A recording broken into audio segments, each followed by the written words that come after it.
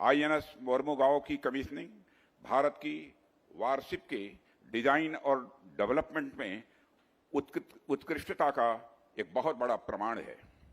मित्रों, देशवासियों को मैं यह जानकारी देते हुए मुझे प्रसन्नता हो रही है कि विशाखापत्तनम क्लास का यह मिसाइल डिस्ट्रॉयर भारत में निर्मित होने वाले सबसे शक्तिशाली वारशिप्स में से एक है और यह वारशिप अपनी क्षमताओं से इंडियन मैरीटाइम कैपेबिलिटीज में उल्लेखनीय बढ़ोतरी करेगा, ऐसा मेरा विश्वास है।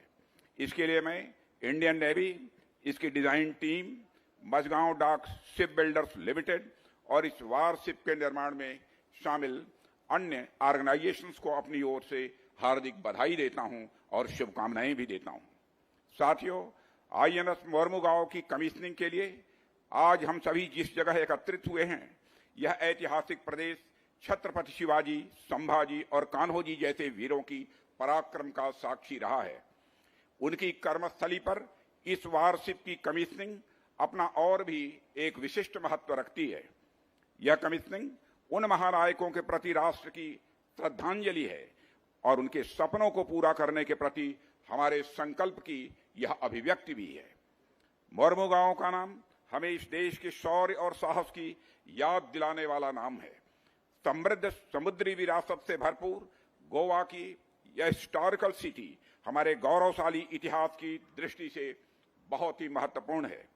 समय समय पर गोवा में अनेक साम्राज्य आए और गए, लेकिन इसके लंबे इतिहास में गोवा की यह पोर्ट सिटी लगातार पूरी आन बान और शान के साथ विद्यमान है।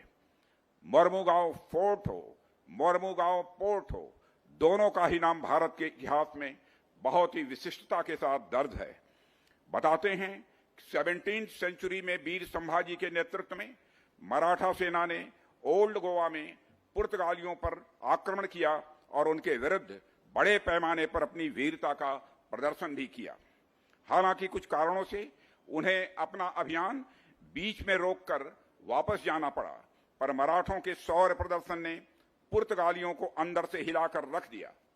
इस घटना ने पुर्तगाली वायसराय को मोरमुगाओ में अपना नया केंद्र बनाने को मजबूर किया, पर कुछ वर्षों बाद 18वीं सेंचुरी में मराठों ने फिर अपना दम दिखाया और मोरमुगाओ को अपने कब्जे में ले लिया। साथियों, एक पोर्ट के रूप में भी मोरमुगाओ ने भारत के मैरीटाइम ट्रेड की ग्रोथ में अपना महत्वपूर्ण योगदान दिया है। आज भी यह देश सबसे पुराने और बड़े पोर्ट्स में से एक है। आईएनएस मोरमुगाओ भी मैं समझता हूं अपनी खूबियों और सेवाओं के चलते अपना विशिष्ट स्थान रखेगी, ऐसा मेरा विश्वास है। इस अवसर पर मैं पूर्व रक्षा मंत्री स्वर्गीय श्री मनोहर पर्रिकर जी को भी अपनी श्रद्धांजलि अर्पित करता हूं, जो गोवा की धरती के ही पुत्र थे और सितंबर 2016 में उन्हीं के कर कमलों से आईएनएस मोरमुगाओ की लॉन्चिंग हुई थी।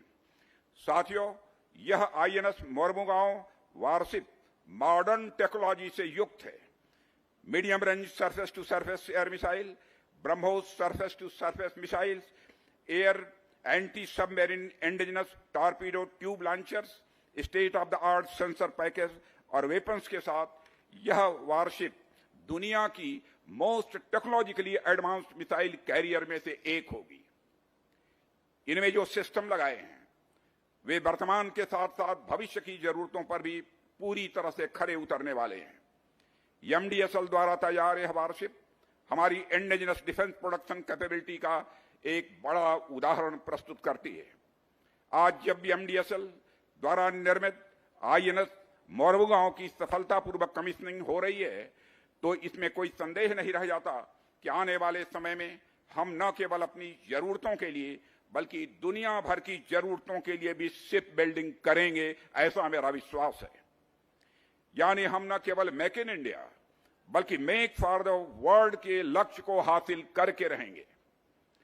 साथियों, शिप्स और बोट्स मानव की अदम्य आकांक्षा शक्ति के प्रतीक हैं।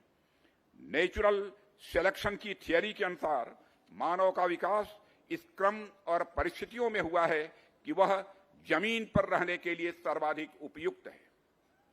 प्रकृति ने मानव के लिए अनेक सीमाएं निर्धारित की, जिसके चलते मानव को न ही मछलियों की तरह जल के अंदर रहने का गुण प्राप्त हुआ, न ही पक्षियों की तरह आसमान में उड़ने का।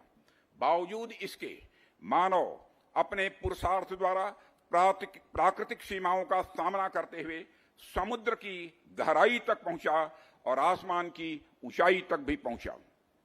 साथियों, जल पर यात्रा करना तो मानव के लिए एक तरह से असंभव सा लगने वाला कार्य है, पर मानव ने अपने विजडम, साइंस एंड टेक्नोलॉजी की नॉलेज और दक्षता यानी इंजेन्यूटी से इस असंभव से लगने वाले कार्य को भी संभव करके दिखाया है। किसी शिप या बोट को मैं मानव की कल्पना, उसकी महत्वाकांक्षा, उसकी मेहनत, लगन और परिश्रम की सफलता के रूप में इसे देखता हूं। इसी तरह INS मोरमुगांव को मैं हमारे इंजीनियर्स, टेक्नीशियंस, डिजाइनर्स और साइंटिस्ट की कल्पना, महत्वाकांक्षा, उनकी मेहनत, लगन और परिश्रम की सफलता के रूप में देखता हूं। यह इंडियन नेवी और MDSL समेत पूरे राष्ट्र के लिए गौरव का विषय है। साथियों, हमारा देश, भारत के 3 तरफ विद्यमान समुद्र हमारे लिए किसी वरदान से यह कम नहीं है। इसकी लोकेशन इसे स्ट्रेटेजिक ट्रेड और रिसोर्सेज की दृष्टि से अत्यंत महत्वपूर्ण बनाती है। प्राचीन काल से ही समुद्र ने हमारे देश को अनेक प्रकार से समृद्ध करने का कार्य किया है। समुद्र ने एक तरफ हमें नेचुरल रिसोर्सेज उपलब्ध कराकर हमें समृद्ध किया है, तो दूसरी ओर इसने हमें दुनिया भर से जोड़ने का भी काम किया है। पूर्व में ज्ञान, विज्ञान और व्यापार के क्षेत्र में अगर भारत का नाम पूरी दुनिया भर में विख्यात था, तो उसके पीछे समुद्र का एक बहुत बड़ा कारण था। सी रूट्स के माध्यम से अरब, सुदूर अफ्रीका और आज के इंडियन ओशन रीजन के कई देशों के साथ हमारे मजबूत व्यापारिक ही नहीं बल्कि सांस्कृतिक रिश्ते भी रहे हैं। इंडियन ओशन के अनेक देशों जैसे म्यांमार, थाईलैंड, मलेशिया, इंडोनेशिया आदि क्षेत्रों में आज भी भारतीय सभ्यता और संस्कृति की स्पष्ट छाप देखी जा सकती है। कहने का अर्थ, दुनिया के साथ भारत के संबंध और उसके प्रभाव के पीछे समुद्र की बड़ी महत्वपूर्ण भूमिका रही है। इसी के साथ मैं एक बात और आप लोगों से के समक्ष रखना चाहूंगा।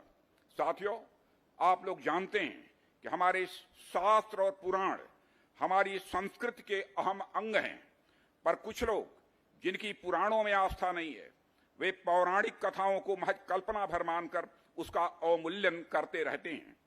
उनका मानना होता है कि पुराणों का सत्य घटनाओं से कोई संबंध नहीं होता है और पुराण आदि मनुष्य की अपनी बुद्धि की उपज हैं, ऐसी उनकी मान्यता है।